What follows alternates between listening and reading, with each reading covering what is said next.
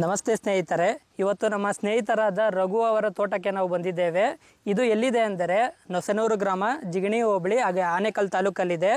ಇವರು ಬೀನ್ಸ್ ಬೆಳೆದು ಯಶಸ್ವಿ ಕಂಡಿದ್ದಾರೆ. ಬನ್ನಿ ನಾವು ಇದರ ಬಗ್ಗೆ ಅವರ ಮಾಹಿತಿಯನ್ನು ತಿಳಿದುಕೊಳ್ಳೋಣ.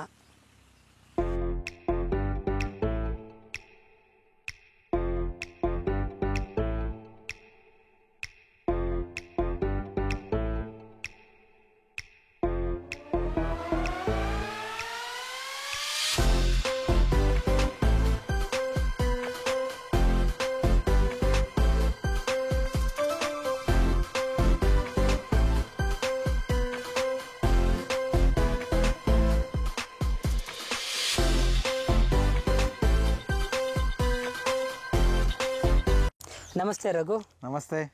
ನಮ್ಮ ವೀಕ್ಷಕರಿಗೆ ನಿಮ್ಮ ಕಿರು ಪರಿಚಯ. ನಿಮ್ಗೆ ಗೊತ್ತಿರೋ ಹೆಸರು ರಘು, ಇವರೇ ಹೇಳಿದ್ರಲ್ಲ. ನಮ್ಮ ಕುಟುಂಬ ಬೇಸಿಕಲಿ ವ್ಯವಸಾಯ ಅವಲಂಬಿತ ಕುಟುಂಬ. ಸುಮಾರು ವರ್ಷಗಳಿಂದ, ನಮ್ಗೆ ಗೊತ್ತಿದ್ದಂಗೆಲ್ಲ ಮುಂಚೆ ವ್ಯವಸಾಯನೇ ಮಾಡ್ತಾಯಿದ್ರು ಇಲ್ಲೆಲ್ಲ. ಈಗೆಲ್ಲ ಲೇಔಟ್ ಎಲ್ಲ ಆಗಿದೆ, ಆದರೆ ಮುಂಚೆಯಿಂದ ಫುಲ್ ಎಲ್ಲ ವ್ಯವಸಾಯನೇ ಇತ್ತಿಲ್ಲಿ. ಅದರಿಂದ ನನಗೂ ಏನೋ ವ್ಯವಸಾಯದ ಮೇಲೆ ಸ್ವಲ್ಪ ಆಸಕ್ತಿ ಜಾಸ್ತಿ. ನನ್ನ ವೃತ್ತಿಯಲ್ಲಿ ಸಾಫ್ಟ್ವೇರ್ ಇಂಜಿನಿಯರ್ ಆಗಿದ್ರು ಇಲ್ಲೂ ಸ್ವಲ್ಪ ಒಂದು ಇನ್ವಾಲ್ವ್ ಆಗಿ ಕುಟುಂಬಕ್ಕೆ ಎಷ್ಟೊಂದು ನಮ್ಮ ತಂದೆ ತಾಯಿಗೇನೋ ಒಂದು ಸ್ವಲ್ಪ ಸಪೋರ್ಟ್ ಮಾಡುವಂಥದ್ದು ಮುಂಚೆಯಿಂದನೂ ಇದೆ. ಅದರಿಂದನೇ ನನಗೆ ಸ್ವಲ್ಪ ವ್ಯವಸಾಯ ಮೇಲೆ ಅಟ್ಯಾಚ್ಮೆಂಟ್ ಜಾಸ್ತಿ ಇದೆ. ಬೆಳೆ ಬೆಳಿಬೇಕು, ಅದರಿಂದ ಬರೋವಂಥ ಸಮಾಧಾನ ಒಂಥರ ಬೇರೆ ಥರನೇ ಇರುತ್ತೆ. ಇನ್ನೊಂದು ಬೀಜ ಹಾಕಿ ಅದು ಮೊಳಕೆ ಆಗಿ ಗಿಡ ಆಗೋದು ನೋಡೋದೇ ಒಂಥರ ಖುಷಿ ಇರುತ್ತೆ. ಅದೇ ಖುಷಿಯಿಂದ ನನಗೆ ವ್ಯವಸಾಯ ಮಾಡಬೇಕು ಅನಿಸ್ತಾ ಇರುತ್ತೆ ಯಾವಾಗಲೂ. ಸೊ ಇದು ನಮ್ಮ ಕುಟುಂಬದ ಪರಿಚಯ. ಯಾಕಂದರೆ ನಾವು ನಮ್ಮ ತಾತ ಮುತ್ತಾತ ಕಾಲದಿಂದನೂ ವ್ಯವಸಾಯನೇ ಮಾಡ್ತಾ ಇರೋದು ಇಲ್ಲಿ. ಈಗ ನಮ್ಮ ತಂದೆಯವರು ಕಂಟಿನ್ಯೂ ಮಾಡ್ತಾಯಿದ್ದಾರೆ. ಮಾಡಲಿ, ಆಗೋಷ್ಟು ಜನ ಮಾಡ್ತಾಯಿರ್ತೀನಿ. ನಿಂಗೆ ಇನ್ನೆಷ್ಟು ಮುಂದೆ ಬರೋದೆಲ್ಲ ವ್ಯವಸಾಯನೇ ಬೇಕಾಗುತ್ತೆ. ಇನ್ನು 800 ಕೋಟಿ ಪಾಪ್ಯುಲೇಷನ್ ಆಗ್ತಾಯಿದೆ ಈಗ ಪ್ರಪಂಚದಲ್ಲಿ. ಈಗ ಎಲ್ರಿಗೂ ಬಾಯಿದ್ದೇ ಇರುತ್ತೆ, ಊಟ ಮಾಡಲೇಬೇಕು. ಸೊ ಅದರಿಂದ ಈ ಪ್ರೊಡಕ್ಷನ್ ಜಾಸ್ತಿ ಬೇಕೇ ಹೊರತು ಕಡಿಮೆ ಅಂತೂ ಆಗೋಲ್ಲ. ನೀವು ಏನೇ ಏನೇ ಬಂದ್ರೂ ವ್ಯವಸಾಯಕ್ಕಂತೂ ಡಿಮ್ಯಾಂಡ್ ಅಂತೂ ಕಡಿಮೆ ಆಗೋಲ್ಲ. ಸೊ ಆದ್ದರಿಂದ ಈಗ ನನಗೂ ಏನೋ ಇಂಟ್ರೆಸ್ಟ್ ಇದೆ, ಮಾಡ್ತಾ ಹೋಗೋಣ. ನೆಕ್ಸ್ಟು ಇನ್ನು ಲಾರ್ಜ್ ಸ್ಕೇಲಲ್ಲಿ ಏನೋ ಒಂದು ಸ್ವಲ್ಪ ಸ್ಕೇಲಪ್ ಮಾಡಬೇಕು ಅನ್ನೋ ಒಂದು ಇಂಟೆನ್ಷನು ಇದೆ ನನಗೆ.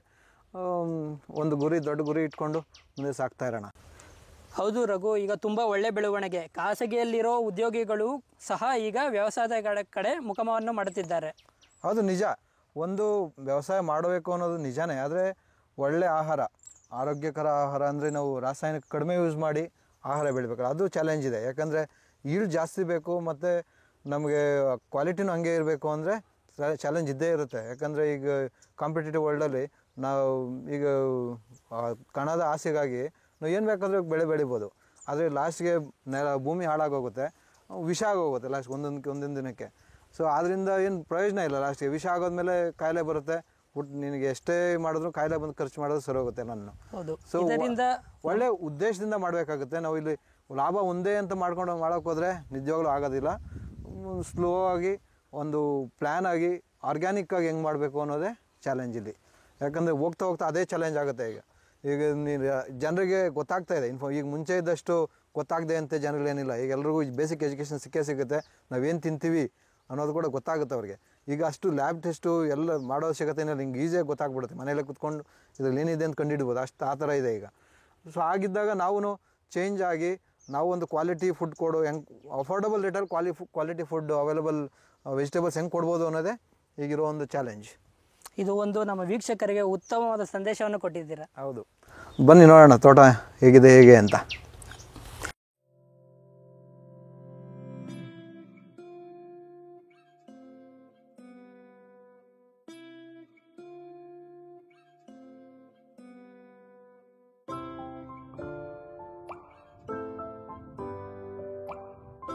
ಇಲ್ಲಿ ನಾವು ನೋಡ್ತಿರೋ ಹಾಗೆ ಇಲ್ಲಿ ಬೆಡ್ ಇದೆ, ಪೇಪರ್ ಇದೆ. ಇದು ಮೊದಲನೇ ಬೆಳೆನಾ ಅಥವಾ ಎರಡನೇ ಬೆಳೆನಾ ರಘು? ಇದು ಎರಡನೇ ಬೆಳೆ ಆ್ಯಕ್ಚುಲಿ. ನೋಡಿ, ಈ ಬೆಡ್ ಪೇಪರ್ ಎಲ್ಲ ಇದಕ್ಕೆ ನಾವು ಟೊಮೆಟೊ ಹಾಕಿದ್ದು. ಇದು ನೋಡಿ, ಇಲ್ಲಿ ಟೊಮೆಟೊ ಹಾಕಿದ್ಮೇಲೆ ಸೆಂಟ್ರಲ್ ನೋಡಿ ಇಲ್ಲಿತ್ತಲ್ಲ, ಇದು ಟೊಮೆಟೊ ಹಾಕಿದ್ದೊಂದು ಹೋಲ್ ಇದು. ಆಮೇಲೆ ನೋಡಿ ನಾವು 2 ಹೋಲ್ ಮಾಡ್ಕೊಂಡಿದ್ವಿ ಈ ಕಡೆ ಜಿಗ್ಜಾಗ್ ಆಗಿ. ಇಲ್ಲೊಂದು ಹೋಲ್ ಪಕ್ಕ ಸ್ಟ್ರೈಟ್ ಜಿಗ್ಜಾಗ್ ತರ.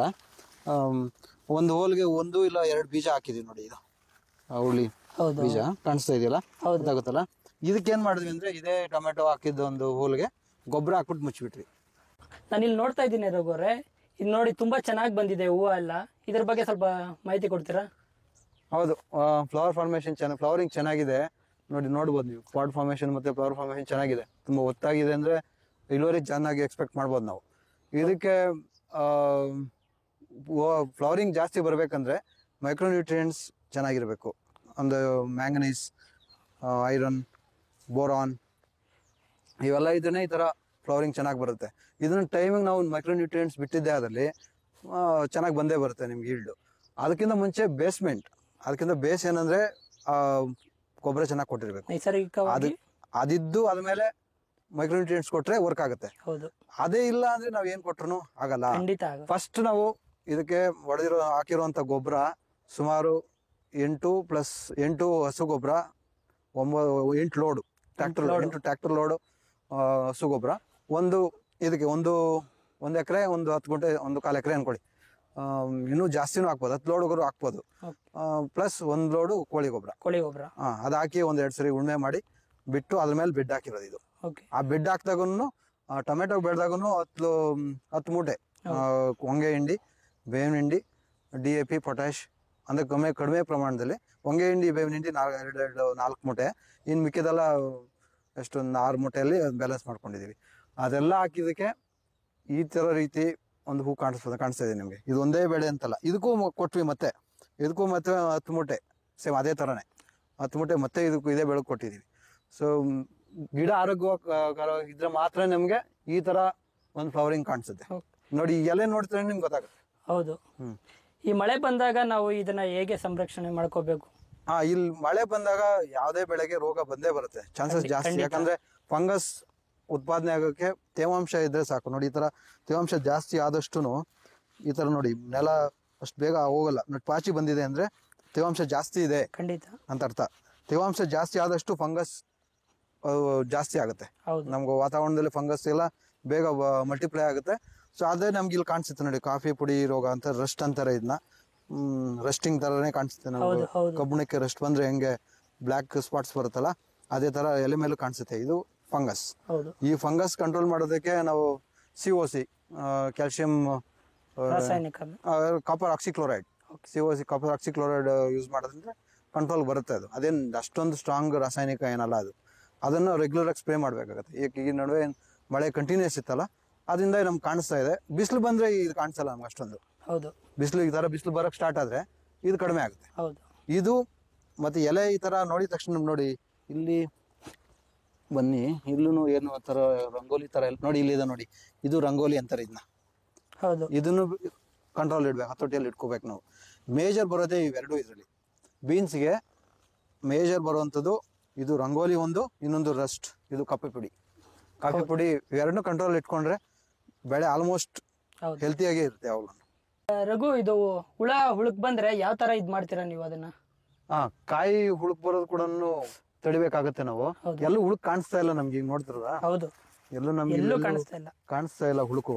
ಅಂದ್ರೆ ನಾವು ವೀಕ್ಲಿ ಇಲ್ಲ 10 days ಹಂಗೆ ಸ್ಪ್ರೇ ಮಾಡ್ತಾ ಇರ್ತೀವಿ ರೆಗ್ಯುಲರ್ ಆಗಿ. ಸೊ ಆದ್ರಿಂದ ಯಾವ ಹುಳುಕು ಇಲ್ಲ. ಅದು ಈ ತರ ಇನ್ನೊಂದು, ಈ ಎಲೆ ಜಾಸ್ತಿ ಇದ್ದಾಗ ಎಸ್ಪೆಷಲಿ ನೋಡ್ಕೋಬೇಕಾಗತ್ತೆ ಹುಷಾರಾಗಿ. ಎಸ್ಪೆಷಲಿ ಎಲೆ ಜಾಸ್ತಿ ಇದ್ದಾಗ, ಯಾಕಂದ್ರೆ ಹೊರಗಡೆ ನಮ್ಗೆ ಔಷಧಿ ಬಿಡಲ್ಲ. ಅವಾಗ ಏನಾಗುತ್ತೆ, ಹುಳ ಬರೋ ಚಾನ್ಸ್ ಜಾಸ್ತಿ. ಸೊ ಇದನ್ನ ರೆಗ್ಯುಲರ್ ಆಗಿ ನಾವು ಸ್ಪ್ರೇ ಮಾಡ್ಕೊಳ್ತಾ ಇದ್ರೆ ಒಳ್ಳೇದು. ನಾವು ಯೂಶಲಿ ಈ ಗ್ರೀನ್ ಕಾಯಿಗೆ ಅಷ್ಟೊಂದು ಹುಳುಕ್ ಬರಲ್ಲ. ವೈಟ್ ಸ್ವಲ್ಪ ಕಾಯಿ ಬರ್ತಲ್ಲ, ಅದಿನ್ನೂ ಜಾಸ್ತಿ ಹುಳುಕ್ ಬರುತ್ತೆ. ಹುಷಾರ್ ನೋಡ್ಕೊಬೇಕು. ದಿನಕ್ಕೊಮ್ಮೆ ಸ್ಪ್ರೇ ಮಾಡಬೇಕು? ದಿನಕ್ಕಲ್ಲ, ನಾವು 10 ದಿನಕ್ಕೊಂದ್ಸರಿ ಸ್ಪ್ರೇ ಮಾಡ್ಬೇಕು.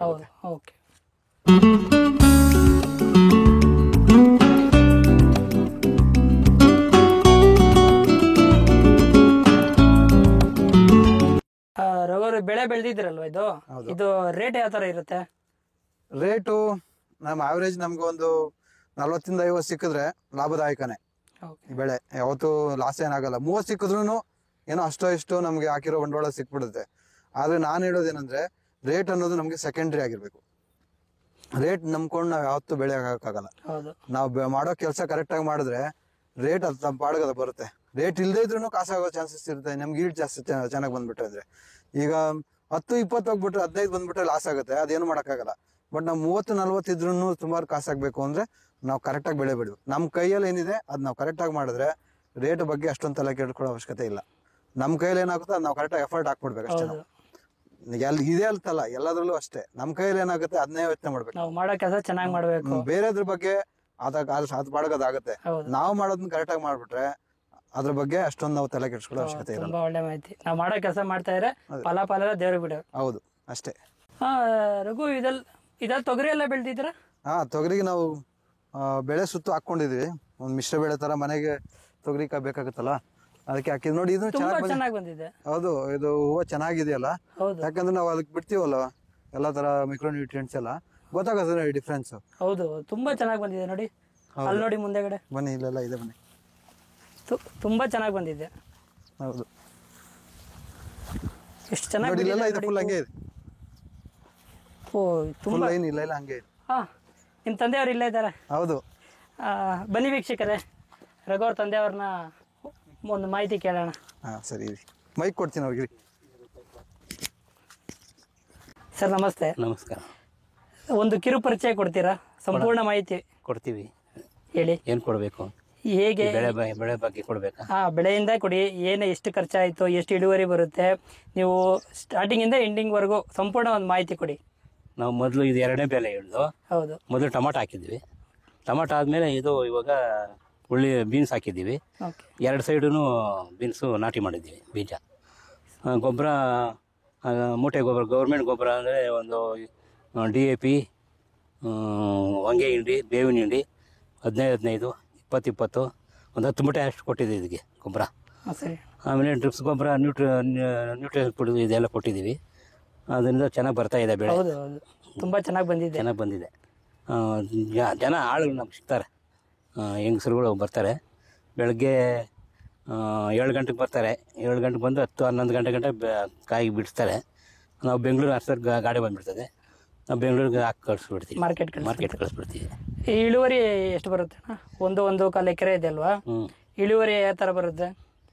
ಇಳುವರಿ ಸುಮಾರು 8 ಟನ್ ಬರ್ಬೋದು ಅಂತ ನಮ್ಮ ನಿರೀಕ್ಷೆ ಇದೆ. ಬರಬೇಕು, ಬೆಳೆ ಚೆನ್ನಾಗಾಗಿದೆ.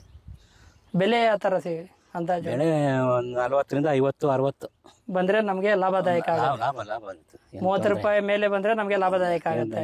ಲಾಸ್ ಆಗೇನಾಗಲ್ಲ, ಲಾಭ ಇರ್ತದೆ. ಇದು ಬೆಳೆದ್ರೆ ವೀಕ್ಷಕರು ನಮ್ಗೆ ಬೆಳಿಬೋದು ಅನ್ನೋ ಒಂದು ಬೆಳಿಬೋದು.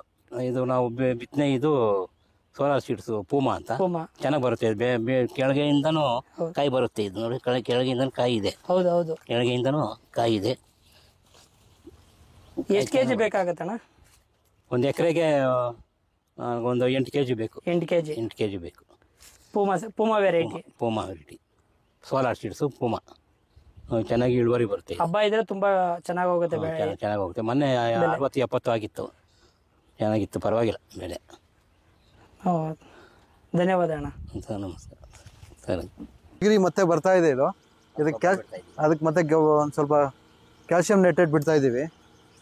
ಬಂದಿರೋ ಒಂದು ಹೂವು ಮತ್ತು ಕಾಯಿ ಆಗಲಿ, ಪಿಂದೆ ಆಗಲಿ, ಮತ್ತು ಒಂದ್ಸರಿ ಒಂದು ಔಷಧಿ ಹೊಡೆದಿದ್ದಾಗಿದೆ. ಒಂದು ಗೊಬ್ಬರ ಬಿಟ್ಟು ಸ್ವಲ್ಪ 1-2 ದಿನ ಮೇಂಟೈನ್ ಮಾಡಿದ್ರೆ ಏನು ಮತ್ತೆ ಪ್ಲಾಂಟ್ ಮಾಡೋ ಅವಶ್ಯಕತೆ ಇಲ್ವಲ್ಲ, ಈಸಿಯಾಗಿ ಕಾಯಿ ಬಂದ್ಬಿಡುತ್ತೆ ಕೈಗೆ, ಅಷ್ಟೇ. ರಘು, ಬೆಳೆ ತುಂಬಾ ಚೆನ್ನಾಗಿ ಬಂದಿದೆ. ಇಷ್ಟು ಗಾಳಿ ಇದ್ರೂನು ಗಿಡ ಹತ್ ಕಡೆ ವಾಲಿಲ್ವಲ್ಲ, ಏನು ಇದ್ರ ಬಗ್ಗೆ ಸ್ವಲ್ಪ ಮಾಹಿತಿ ಕೊಡಿ. ಏನ್ ಮಾಡಿದ್ದೀರಾ ನೀವು? ಹೌದು, ಮಳೆಗಾಲದಲ್ಲಿ ಗಿಡ ಚೆನ್ನಾಗಾಗುತ್ತೆ. ನೋಡ್ಬೋದು ಇಲ್ಲಿ ವೈರ್ ನೋಡ್ತಿರಲ್ಲ, ಇದು ಈ ವೈರ್ ಕಾಣಿಸ್ತಾ ಇದೆಯಾ? ಈ ವೈರು ನಾವು 2 ಕಡೆ ಸಪೋರ್ಟ್ ಕೊಟ್ಟಿದ್ವಿ. ಈ ತರ ಒಂದು ಸಾಲಿಗೂ ಒಂದು ಲೈನ್ಗೂ ಈ ಎಂಡಿಂದ ಆ ಎಂಡ್ ಕಟ್ಟಿದ್ವಿ, ಟೈಟ್ ಮಾಡಿದ್ವಿ. ಮತ್ತೆ ಈ ಕಡೆ ಅಡ್ಡನ್ನು ಕಟ್ಟಿದೀವಿ. ಯಾಕಂದ್ರೆ ಮಳೆಗಾಲದಲ್ಲಿ ಗಿಡ ತುಂಬಾ ಚೆನ್ನಾಗಾಗುತ್ತೆ. ನಮಗೆ ಎಲೆ ಜಾಸ್ತಿ ಆದಷ್ಟು ತೂಕ ಜಾಸ್ತಿ ಆಗುತ್ತೆ. ಸ್ವಲ್ಪ ಮಳೆ ಬಂದಾಗ ಆ ಎಲೆ ಮೇಲೆಲ್ಲ ನೀರು ನಿಂತ್ಕೊಡುತ್ತಲ್ಲ, ಅದು ತೂಕ ಆಗುತ್ತೆ. ಗಿಡ ಹೋಗಿ ತೂಕ ಬಂದ್ಬಿಡುತ್ತೆ. ಅವಾಗ ಲೈಟ್ ಆಗಿ ಏನಾದ್ರು ಬೆಂಡ್ ಆಯ್ತು ಅಂದ್ರೆ ಒಂದು ಬಿದ್ದರೂ ಸಾಕು, ಎಲ್ಲ ಒಂದ್ಸರಿ ಡಾಮಿನೋ ಎಫೆಕ್ಟ್ ತರ ಎಲ್ಲ ಬಿದ್ದೋಗುತ್ತೆ. ಸೊ ಆದ್ರಿಂದ ನಾವು ಮಳೆಗಾಲದಲ್ಲಿ ಸ್ವಲ್ಪ ಹುಷಾರಾಗಿ, ಸ್ವಲ್ಪ ಗಟ್ಟಿಯಾಗಿರುವಂತ ಸ್ಟ್ರಕ್ಚರೇ ಮಾಡ್ಬೇಕಾಗುತ್ತೆ, ಸ್ವಲ್ಪ ಖರ್ಚಾದ್ರೂ.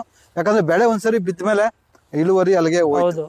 ಸೊ ಆದ್ರಿಂದನೇ ಇದು ನೋಡ್ತಿರೋ ಹಾಗೆ ತುಂಬಾ ಸದೃಢವಾಗಿದೆ. ಹೌದು, ಬೇಸಿಗೆಯಲ್ಲಿ ನಡೆಯುತ್ತೆ.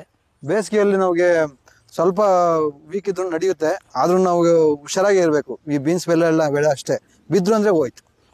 ಈಗ ನೋಡ್ಬೇಕು, ಈ ಬೆಳೆಯಲ್ಲಿ ಇದೇ ಸೇಮ್, ಅದು ಇದಕ್ಕಿಂತ ಇಂಡಿಯನ್ ಬ್ಯಾಚ್ ಇದು.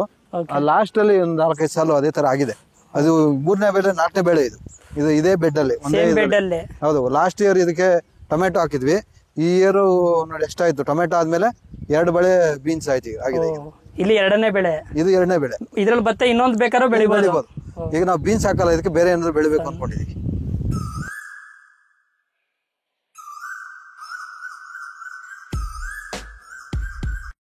ತುಂಬ ಧನ್ಯವಾದ ರಘು. ನಮ್ಮ ವೀಕ್ಷಕರಿಗೆ ಸಂಪೂರ್ಣ ಮಾಹಿತಿಯನ್ನು ಕೊಟ್ಟಿದ್ದೀರಾ.